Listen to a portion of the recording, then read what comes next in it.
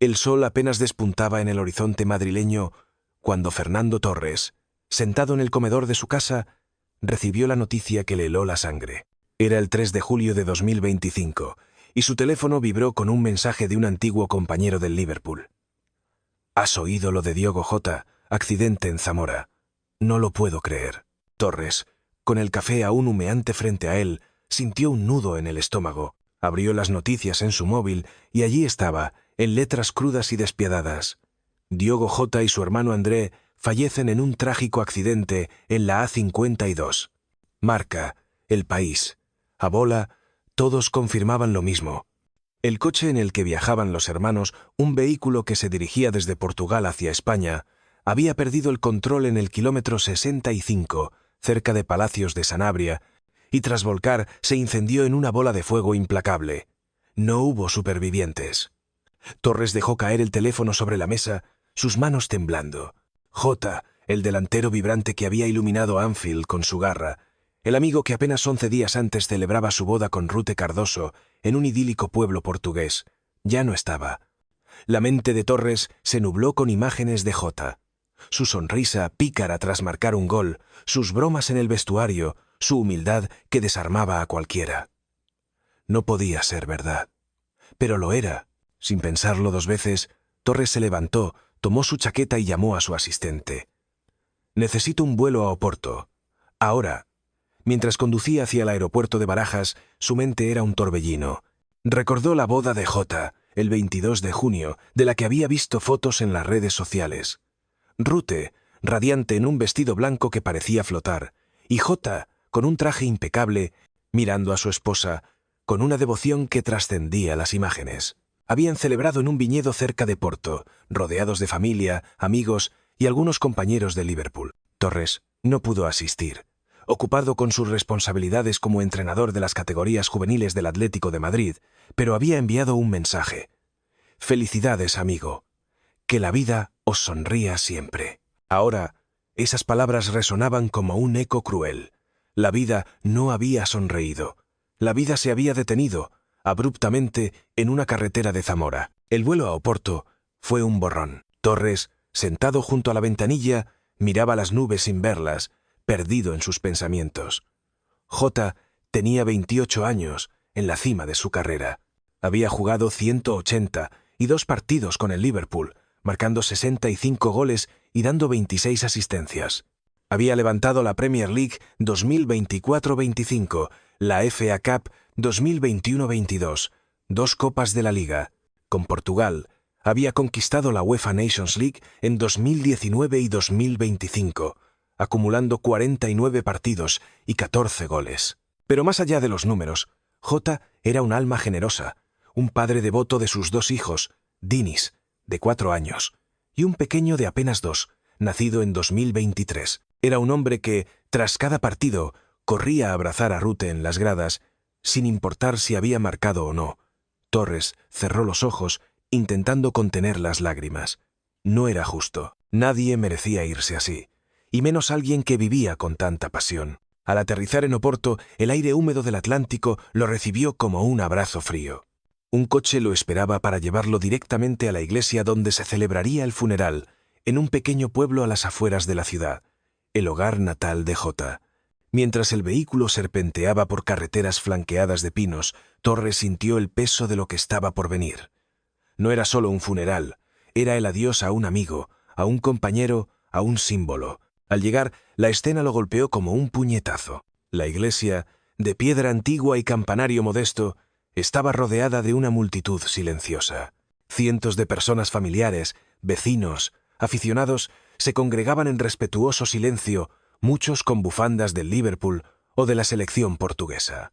Había flores por todas partes, coronas con mensajes en portugués, inglés y español. Siempre en nuestros corazones, descansa, héroe, obrigado, Diogo. Torres bajó del coche, su figura alta y aún atlética reconocida al instante. Algunos aficionados susurraron su nombre, pero nadie se acercó. El dolor era demasiado grande para interrupciones.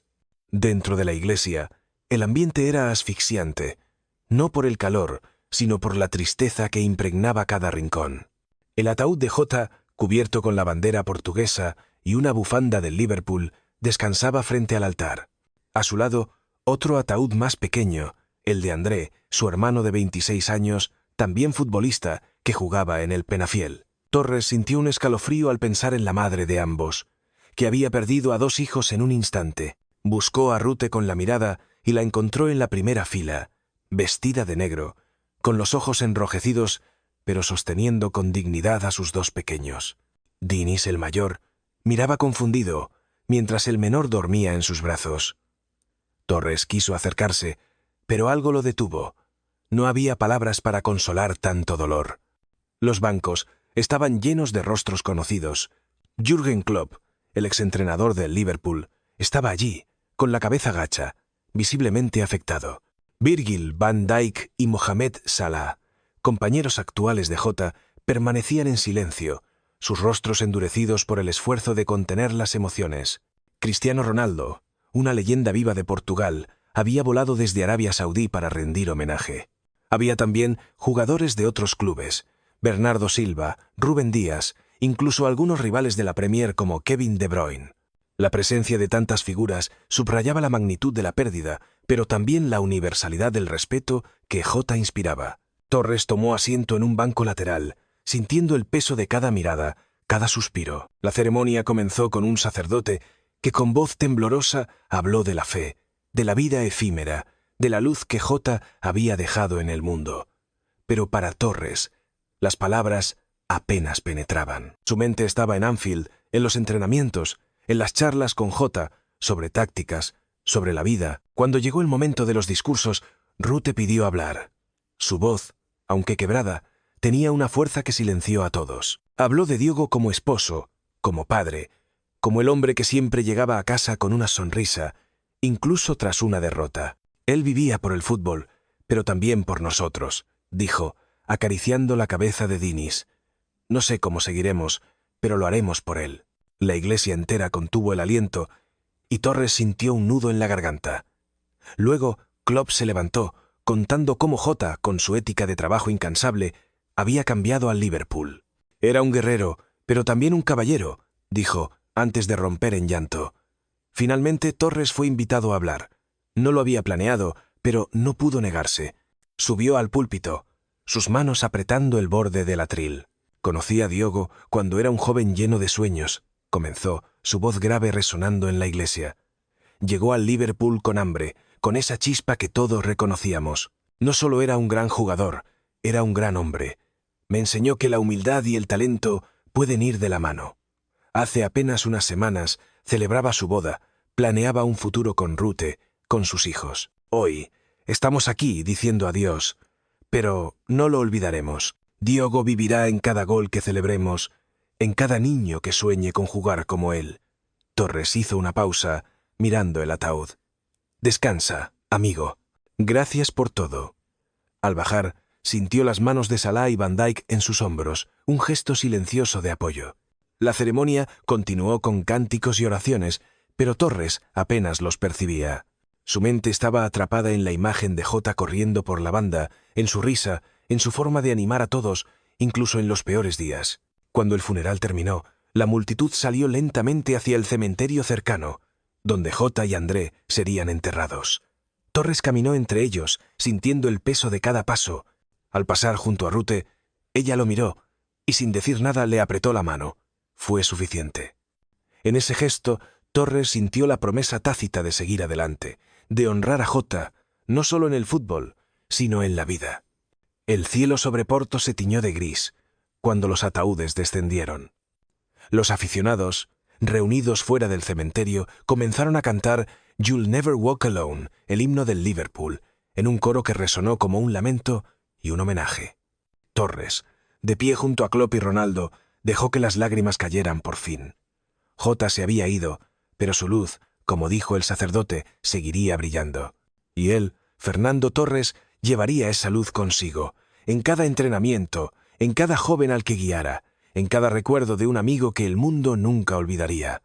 El eco del funeral de Diogo Jota aún resonaba en la mente de Fernando Torres mientras permanecía en Porto, en la quietud de un hotel que miraba al río Duero.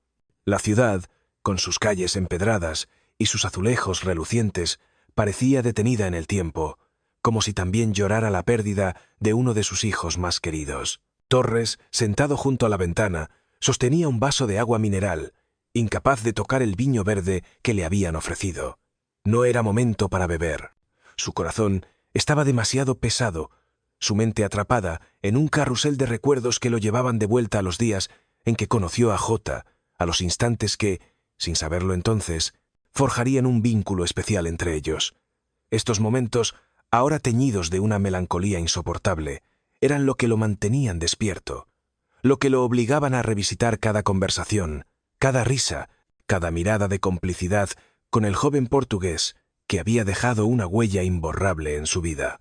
La primera vez que Torres vio a Diogo Jota fue en 2020, poco después de que el delantero llegara al Liverpool procedente del Wolverhampton Wanderers. Torres, ya retirado del fútbol profesional, había regresado a Anfield para un evento de exjugadores organizado por la fundación del club. Era una tarde fría de octubre, con el césped de Anfield brillando bajo los focos y el olor a hierba recién cortada impregnando el aire. Jota, de apenas 23 años, estaba en el campo, participando en un entrenamiento ligero antes del evento. Torres, desde las gradas, observó cómo el portugués se movía, rápido, astuto, con un instinto que le recordaba a sus propios días dorados. Había algo en su forma de anticipar los pases, de buscar los espacios, que desprendía una mezcla de hambre y elegancia. Cuando Jürgen Klopp lo presentó después del entrenamiento, Jota se acercó con una timidez que contrastaba con su ferocidad en el césped. «Es un honor conocerte, Fernando», dijo, con un inglés teñido de acento portugués. «Crecí viendo tus goles en el Liverpool». Torres sonrió, sorprendido por la humildad del joven. «Tú ya estás haciendo lo tuyo aquí», respondió, señalando el campo. «Sigue así, y Anfield te amará». Fue un intercambio breve, pero Torres notó algo en los ojos de Jota, una chispa de determinación, de alguien que sabía lo que quería y no descansaría hasta conseguirlo. Esa chispa se convirtió en un incendio en los meses siguientes, y Torres, que seguía de cerca al Liverpool desde Madrid, se maravillaba con el impacto de Jota. Pero no fue hasta un año después, en 2021, cuando sus caminos volvieron a cruzarse de manera significativa. Torres había sido invitado a Melwood, el antiguo centro de entrenamiento del Liverpool, para una sesión especial con los jugadores actuales, un evento diseñado para conectar el pasado glorioso del club con su presente. Jota, ya asentado como titular, se acercó a Torres durante una pausa. «¿Te acuerdas de mí?», preguntó con una sonrisa pícara. Torres rió. «Difícil olvidarte, chico. Ese hat-trick contra el Atalanta no se borra fácil». Jota se sonrojó, pero su entusiasmo era contagioso. Hablaron durante casi una hora, sentados en un banco junto al campo de entrenamiento. Jota quería saberlo todo sobre los días de Torres en el Liverpool, cómo había lidiado con la presión de Anfield, cómo había marcado aquel gol icónico contra el Chelsea en 2009, cómo había mantenido la calma tras fallar un penalti. Torres, a su vez, quedó impresionado por la curiosidad de Jota, por su deseo de aprender, de absorber cada detalle que pudiera hacerlo mejor. «Tú tienes algo especial, Diogo», le dijo al despedirse. «No es solo talento, es tu cabeza. Nunca dejes de pensar en el próximo paso». Jota asintió, serio, como si grabara las palabras en su memoria. Pero no todo fueron charlas serias. Uno de los recuerdos más vívidos de Torres ocurrió en 2022, durante un evento benéfico en Liverpool. La fundación del club había organizado un partido amistoso en un campo comunitario, con exjugadores y jugadores actuales mezclados en equipos improvisados. Torres y Jota terminaron en el mismo equipo, y lo que debía ser un juego ligero se convirtió en una exhibición de competitividad. Jota, con su energía inagotable, corría como si estuviera en una final de la Champions, robando balones y lanzando pases precisos. En un momento le dio un pase perfecto a Torres, que marcó con un disparo cruzado. La pequeña multitud estalló en aplausos, y Jota corrió hacia él, riendo. «¡Eso es el niño!», gritó, dándole un abrazo. Después del partido, sentados en un banco con botellas de agua, Jota confesó algo que Torres nunca olvidaría. «Cuando era niño, en Porto, veía tus partidos en un bar con mi padre. Él siempre decía, ese Torres es un killer, y yo quería ser como tú». Torres, conmovido, no supo qué responder. Solo puso una mano en el hombro de Jota y dijo, «Tú ya eres mejor de lo que yo fui a tu edad». Fuera del césped, sus encuentros eran igual de memorables. En 2023, Torres invitó a Jota a Madrid para un evento de su academia juvenil en el Atlético de Madrid.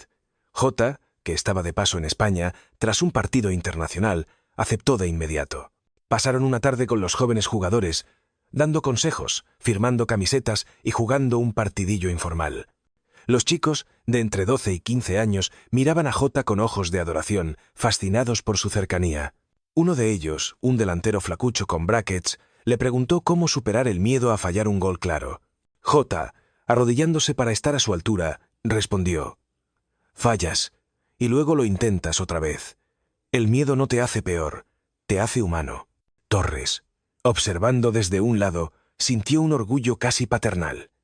Jota no solo era un ídolo, era un ejemplo. Esa noche cenaron en un restaurante discreto en el centro de Madrid, hablando de todo menos de fútbol. De la paternidad, Jota estaba emocionado por el nacimiento de su segundo hijo, de las diferencias entre Porto y Liverpool, de la música que escuchaban para relajarse. Jota confesó su amor por el fado, mientras Torres bromeaba sobre su gusto por el flamenco. Fue una noche de risas, de esas que parecen eternas hasta que el destino decide lo contrario. El último encuentro significativo ocurrió a principios de 2025, meses antes de la tragedia. Jota había viajado a Lisboa para un partido de la selección portuguesa y, sabiendo que Torres estaba en la ciudad para un congreso de entrenadores, lo invitó a tomar un café. Se encontraron en una cafetería junto al Tajo, un lugar lleno de turistas pero extrañamente tranquilo.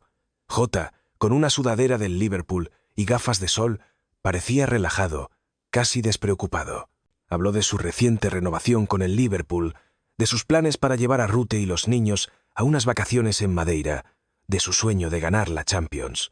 Pero lo que más sorprendió a Torres fue cuando Jota mencionó su interés por entrenar algún día.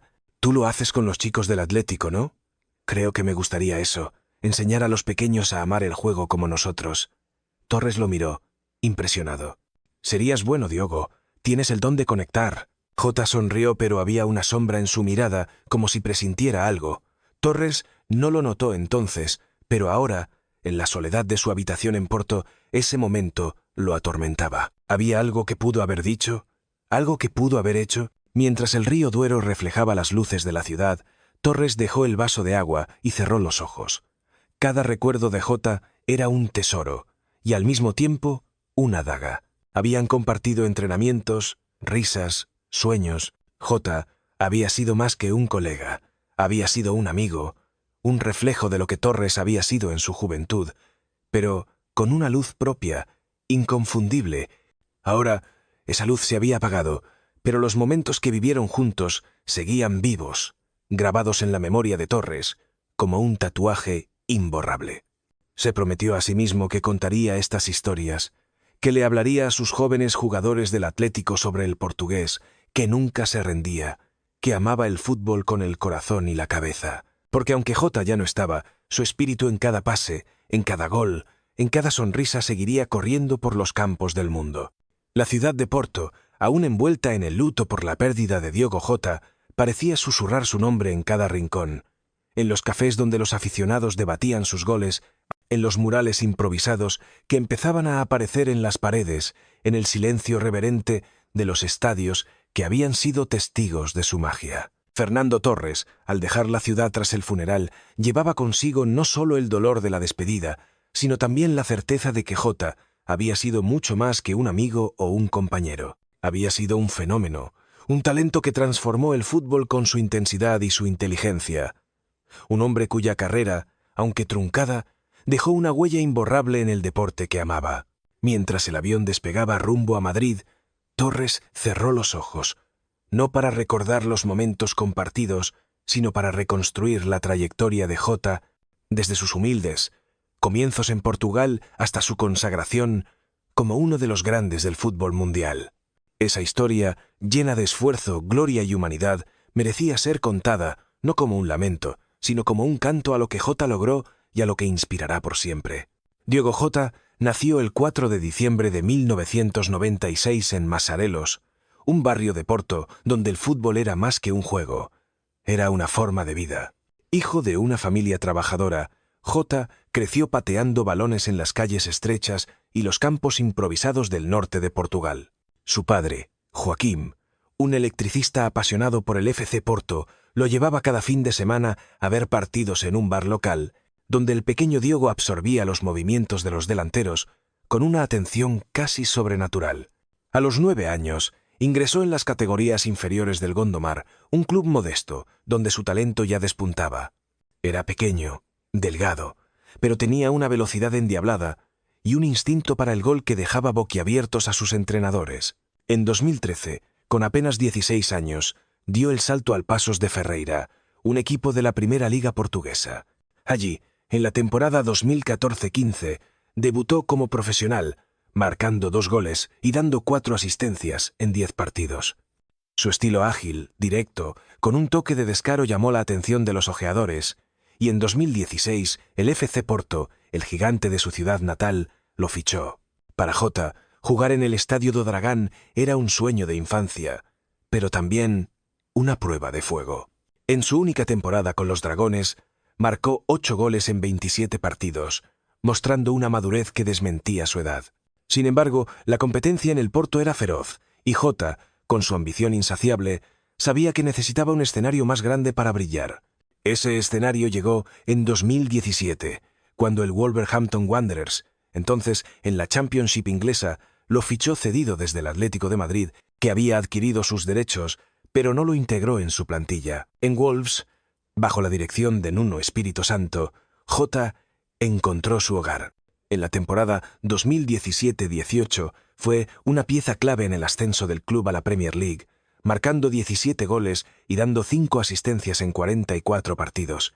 Su capacidad para desbordar defensas, su olfato en el área y su trabajo incansable fuera del balón lo convirtieron en un favorito de la afición. Cuando Wolves lo fichó de forma permanente en 2018, Jota no decepcionó. En la Premier League 2018-19 marcó 9 goles y dio 7 asistencias, ayudando al equipo a terminar séptimo y clasificarse para la Europa League. La temporada siguiente, 2019-20, fue aún más impresionante. 16 goles en todas las competiciones, incluyendo un hat-trick contra el Español en la Europa League. Jota, con su melena desordenada y su mirada concentrada, se había convertido en un depredador, un delantero moderno que combinaba velocidad, técnica y una inteligencia táctica que lo hacía letal. En total, dejó Wolves con 44 goles en 131 partidos, un registro que lo puso en la mira de los gigantes europeos. En septiembre de 2020, el Liverpool, campeón de la Premier League, pagó 41 millones de libras por Jota, una apuesta que algunos consideraron arriesgada. Pero Jota silenció a los escépticos desde el primer día. En su debut, marcó contra el Arsenal, y en su primera temporada, 2020-21, anotó 13 goles en 30 partidos, a pesar de una lesión que lo marginó durante 3 meses. Su versatilidad, capaz de jugar como delantero centro, extremo o segundo punta, encajó perfectamente en el sistema de Jürgen Klopp. En Anfield, Jota no solo era un goleador, era un guerrero que presionaba sin descanso, que corría hasta el último minuto, que sacrificaba el lucimiento personal por el equipo. En la temporada 2021-22, fue clave en la conquista de la FA Cup y la Carabao Cup, marcando goles decisivos, como el que abrió el marcador en la semifinal de la Carabao contra el Arsenal. La campaña 2024-25 fue su cenit, 21 goles y 10 asistencias en la Premier League, liderando al Liverpool al título tras una batalla épica con el Manchester City. En total, Jota jugó 182 partidos con los Reds, marcando 65 goles y dando 26 asistencias. Cada gol era una declaración, cada celebración con su característico gesto de señalar al cielo, un homenaje a su familia, a Porto, a los que creyeron en él. A nivel internacional, Jota fue igualmente brillante. Debutó con Portugal en 2019 y en 49 partidos marcó 14 goles, incluyendo un doblete crucial contra Serbia en las eliminatorias para el Mundial 2022.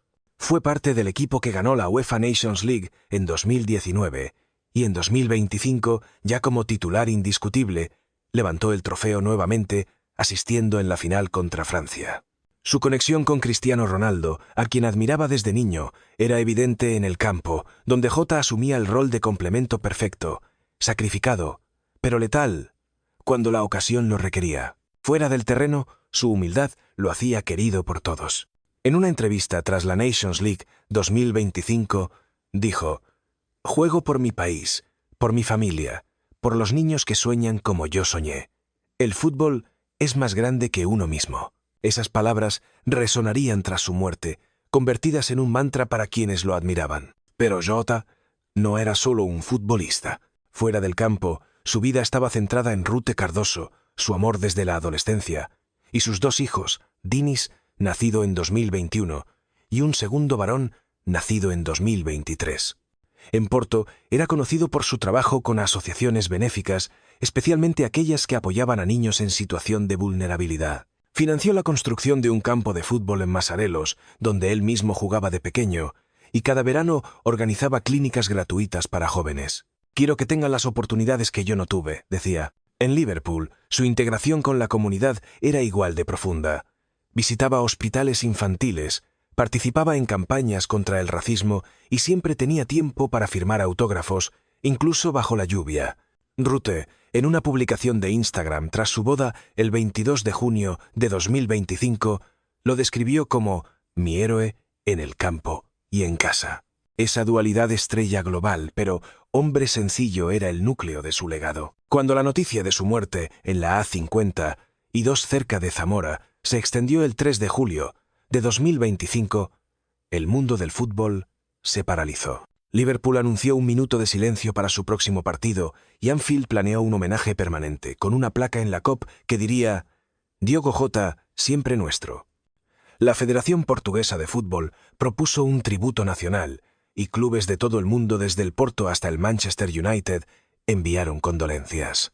En las redes, el hashtag Obrigado Diogo se volvió viral, con millones de aficionados compartiendo vídeos de sus goles, sus celebraciones, sus entrevistas. Pero el impacto más profundo se sintió en Porto, donde miles se reunieron frente al Estadio do Dragão, dejando flores, velas y camisetas con el número 20.